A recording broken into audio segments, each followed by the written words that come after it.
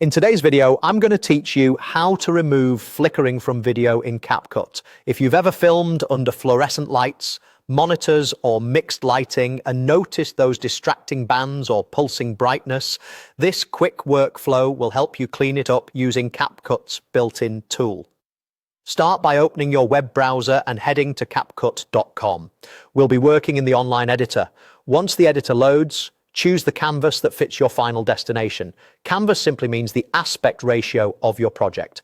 Pick the one you want up front so your clip aligns perfectly as you edit. For example, 9:16 is great for vertical platforms, 16:9 is ideal for standard landscape videos, and 1:1 is for square posts. Choosing correctly here prevents awkward cropping later. Next, look for the upload option in the media panel. Click upload, then select upload file to pull your footage in directly from your computer. Navigate to the video that has flicker and confirm. Let the upload finish before moving on. You'll see it appear in your media library when it's ready. Using the highest quality original file you have will give the best result when the flicker removal is applied. Now click on the video you just uploaded to add it to your timeline.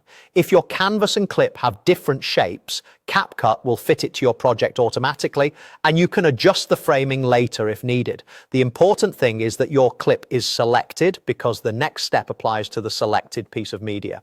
With the clip active, open the basic panel on the right side of the editor. This is where Capcut groups common adjustments for quick fixes. In that basic section, find and click Remove Flicker. Capcut will analyze your footage and apply a correction designed to smooth out those light bands and pulsing exposure changes. Depending on clip length and your connection, processing may take a moment. Just let it complete. After the correction is applied, you should notice more stable brightness and fewer distracting bands, especially in areas with consistent lighting like walls and skin tones.